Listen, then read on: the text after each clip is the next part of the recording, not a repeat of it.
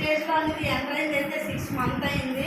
కానీ నాకు ఒక అప్లైనర్ టాప్ అప్లైనర్ కొంచెం డల్ అయ్యి నాకు డెవలప్మెంట్ లేక టాప్ అప్లైనర్ కాదు మా అప్లైనర్ కొంచెం డల్గా ఉండడం వల్ల ఒక శివాజీ సారు సరస్వతి మేడం నాకు ఎంకరేజ్ చేయడంతో నేను 2 months అయింది వచ్చి.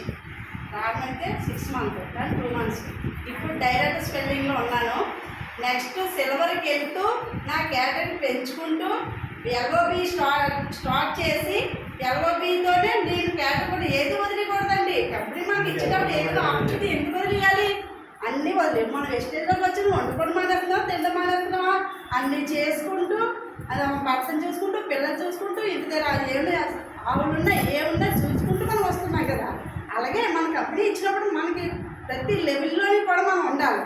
ఎల్ఓబి కూడా చూసుకుంటూ ఉండాలి, కేటగిరీ పెంచుకుంటూ ఉండాలి, మనకు వచ్చే ఫ్రెండ్స్ని కూడా మనం తీసుకుంటూ ఉండాలి. కానీ వెస్టేజ్ అందరూ కూడా ప్రతి ఒక్కరు కూడా ఉపయోగించుకొని ఎవరో ఏదో అంటున్నారు వాళ్ళకి ముందర వాళ్ళ గురించి మనం ఆగిపోయే పని లేదు. ఎవరో ఆగిపోమన్న వాళ్ళు చూసేసాం చేసేసాం అన్నవాళ్ళు వెస్టేజ్ని ఎవ్వరు ఎప్పుడు లైఫ్లో వదలండి. కనీసం ప్రోడక్ట్ వాడడానికైనా ముందుగానే ఉంటారు.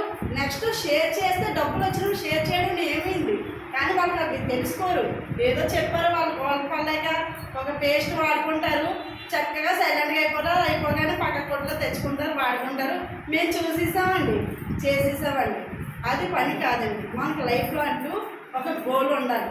గోల్ అంటే నాకు ఎప్పుడూ కోరుకునేదండి, నాకంటూ మన గ్రామంలో ఒక పేరుగా ఉండాలి, ఒక స్పెషల్గా ఉండాలి, నేనంటూ ఒక స్పెషల్గా ఉండాలి. మా అమ్మ నాన్నకి పేరు తేవాలి.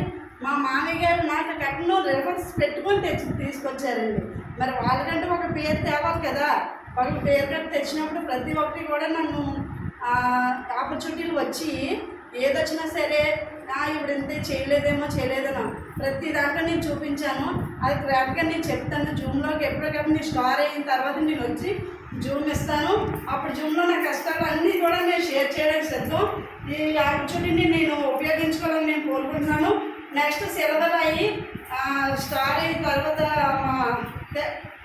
2024 August 31 మాది మ్యారేజ్ డే అండి. ఆ దానికి కాల్ తీసుకొని స్టార్ అయ్యి మా ఆయన గిఫ్ట్ ఇవ్వాలని కోరుకుంటున్నాను.